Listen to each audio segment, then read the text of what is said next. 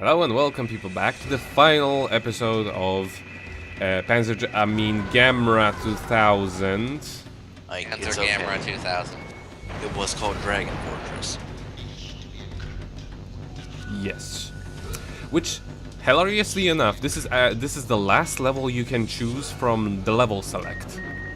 There is one more level after this one, but you will understand why they do not let you use the thing. Yeah, they do not let you select the final one.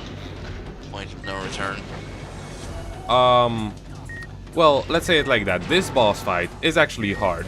The one after this one is just sort of like something you have to do, but it's not really hard. Destroy the unmoving tower. It's pretty much just you have to do this one particular thing at this one particular point, and there is little chance that you're gonna die if you're gonna do the proper thing. Having said that, I do not do the proper thing, which actually isn't all that bad, because if you do the right thing right away, you miss out on one of the best tracks in the game, and a cutscene. So they expect you to fuck up. Yes, they do, because it's basically the final boss has a one-hit kill in it.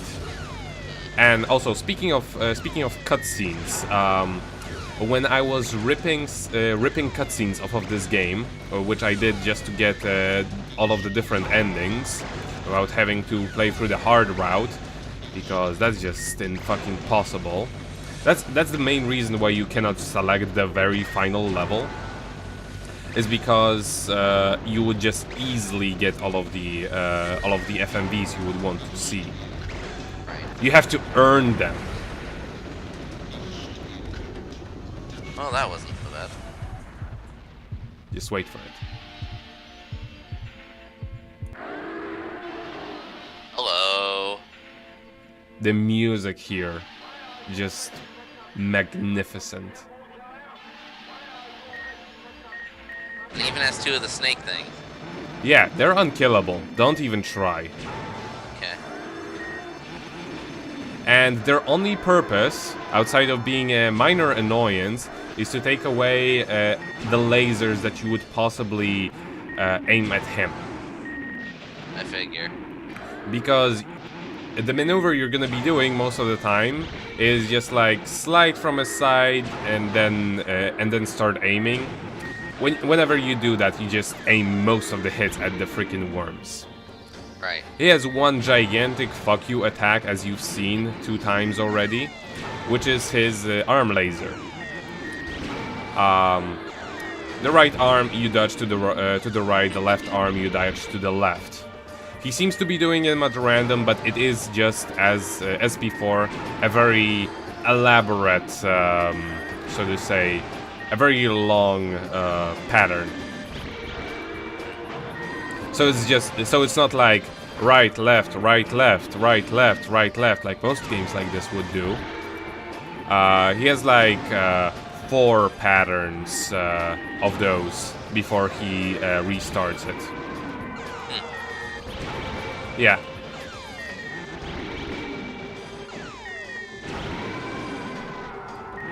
But overall, this phase is not all that hard if you're careful. You just gotta be patient, really. Yeah, and also if he shoots something at you when he's already dying like this, it's still going to hit you. Yay.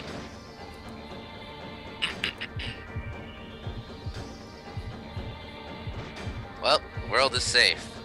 For No, it's not. democracy and freedom and everything else. Let's go home. Also wrong. Freedom and bad voice acting. What the fuck, man? Yeah, I this killed is you with twice over.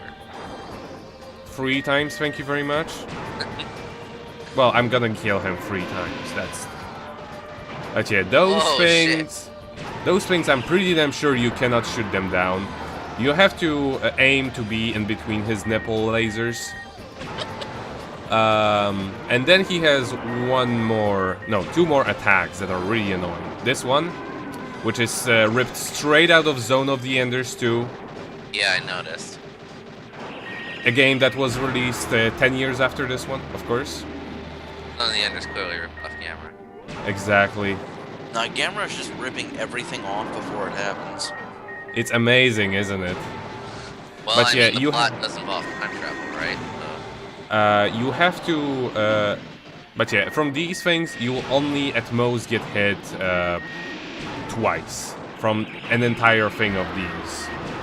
Jesus. And at this point, once his health reaches half point, it gets pretty aggressive. Well, with him almost dying and all. Oh my god, all this shit.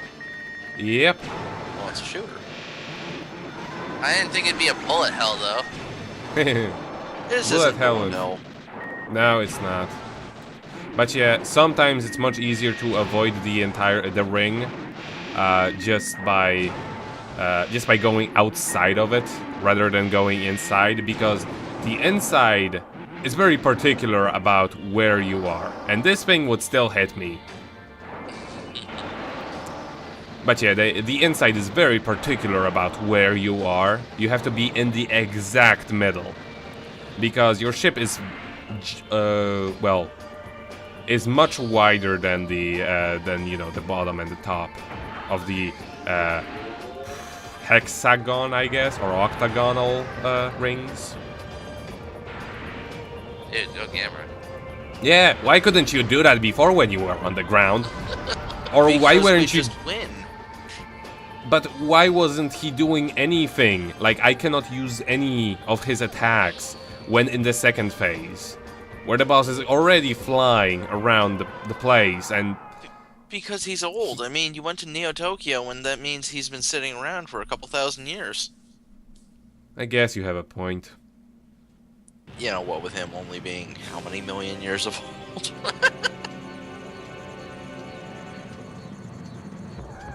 Maybe he's just upset because he hasn't had anything to snack on. Oh look, a crunchy spaceship. Man, I want to keep this thing. Look at it. It's so smiley. He's adorable. I'll never understand you two. Good. Stage 2? Oh, 8. 8. Last battle. Yeah. This fight is actually pretty interesting. It has a one-hit kill on both sides, so to say. But you have to survive until the point where you can actually execute it or be executed. Good. Which isn't really hard. Even when you get hit by most projectiles, which I demonstrate, which I eventually demonstrate, you still survive up until the very end. Also, I'm not actually sure if destroying everything on this ship is a requirement for being able to one-hit kill it eventually. Not sure about that one, but I do that anyway. And plus, you know, damage. Looks nice. Also, destroying the hatch does not disable these guys from appearing, which is bullshit. Seriously, what the hell? What, you expect us to plan for that? It's like you expect us to be game designers or something. To be We fair, only had enough money for this, okay? to be fair, they do take it to a so to say logical conclusion that destroying doors, like completely destroying doors, does not prevent something from escaping from it. Yeah. Like here. Like, I mean, you ruined our doors. Now we don't have to open them. Well, yeah, but And then you also dead. you can't keep anything out if you fire at the destroyed doors. But yeah, actually, you're kind of expected to die, although at the later point. But if you don't die, you miss out on this cutscene, Damn Which you, is Lisa, actually- you're supposed to be dead. which is actually canon to the normal ending. Nero. But So none can defeat Gamera. Gamera's hurt. Are you okay? Yeah, I'm fine. Gamera, Jack. Oh my god, are you alright? Holy shit! Yeah, I'm alright. Yeah, I'm cool. I was just kidnapped and sent a few thousand years into the future. No biggie. It's what happened. What Hey, you want to evs? report back and get yelled at? Every Tuesday. But yeah, we now get the different music. Ooh, it's more dramatic. Hey, Gamera's fine. Yeah. You need him to actually defeat this boss. But you need to survive long enough to get to a certain point at which the boss fires a one-hit kill laser, and you need to fire a Gamera attack into it. At this point, I do get hit a lot of times, but that's mostly because I was focusing on destroying the entire ship, because I died a couple times before, not exactly knowing what I was supposed to do when the one-hit kill laser shows up. Okay, So, but Gamera's hurt. It has no effect on his performance. well, he's so old, he just does not give a damn. I guess his hip is just acting up again. But yeah, that cutscene only happens when you die the first time. All the other times it gives you the regular quit the game or save end.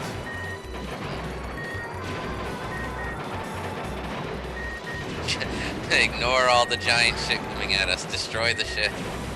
Pretty much. There is actually very few things outside of the gigantic eyes that can hit you, because those blue lasers just don't cut the Panzer Dragoon standards of always hitting the point. Right. But yeah, at this point, the hatches are destroyed, but those things still appear. I call bullshit. Yeah. You know he should be able to fire into the destroyed hatches for bonus damage. And also they appear at angles that are impossible to aim for all of them from the same point. Like you can do middle angles from your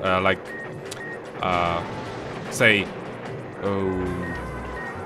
something in between the 90 degrees to the left and 180 degrees to the left. But you cannot do something like... it's hard to explain. It's hard to explain without actually having played the game. But you have it much harder aiming for something that's like somewhere in between your left and front. So diagonal. Yeah, pretty much. Hey, There it's it a kill is. laser. Yeah, exactly.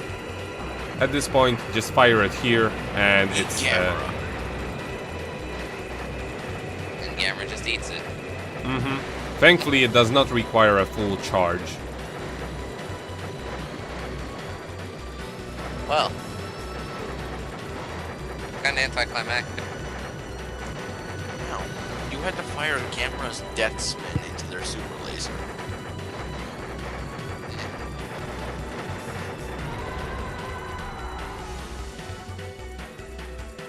Also, this whole scene in the ending, I mean, like the whatchamacallit, the sunset, totally ripped off of Horda.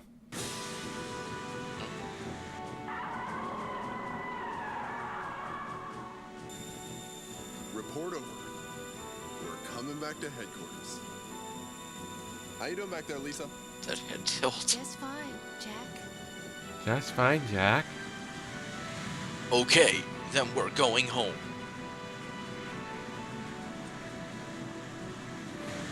So do you think Jack's a samurai? No, Aw. it's too American for that. All clear. Silver That's medal. it? That's your... well.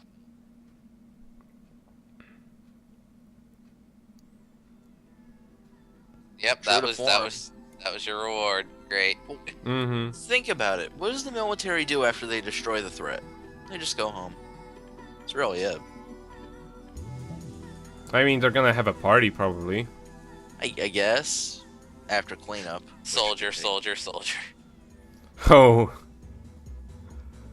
Surprising how many people they actually hired for this. I gotta find Patrick Harlan. You were right.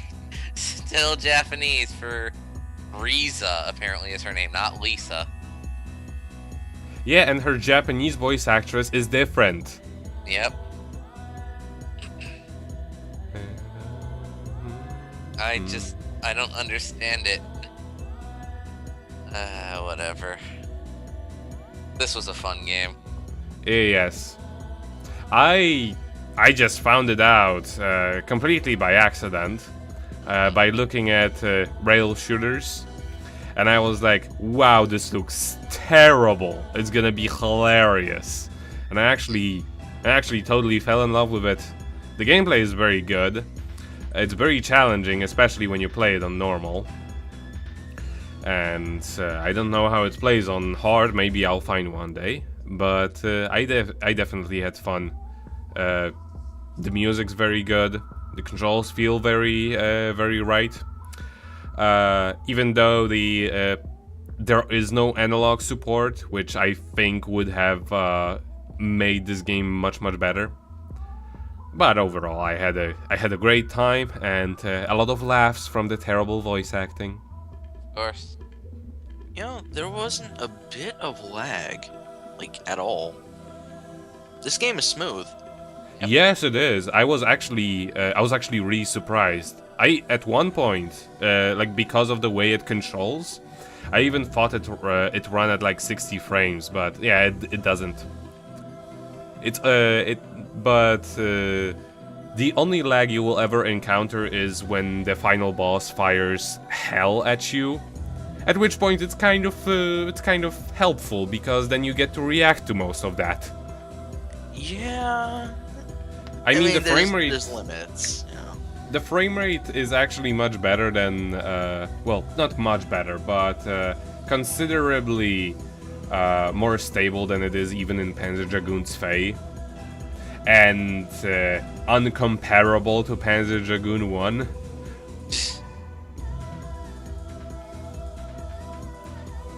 But yeah, if you liked Panzer Dragoon's Fae and you want something a little bit more challenging, at least as far as the normal mode goes, definitely check this out. Oh yeah.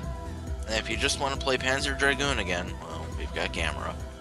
And if you don't want to use a Saturn emulator, we've got Gamera. Yeah. And if you want some of the best acting this side of the US, This is where you should be looking. It's true to the source material. I'll give it that. Gamera. Exactly. Freaking Gamera. Thank you, NHFN. Also, one more thing that I should mention before we finish this. They did FMV's the dual voice acting in a really funny way. When you rip the scenes from the game, the left speaker is English and the right speaker is Japanese.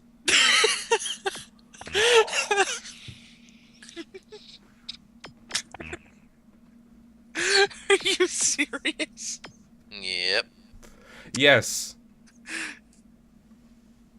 It's pretty clever if you're, dealing with limited space. This explains why all cutscenes run in mono. Yeah. Still funny, though.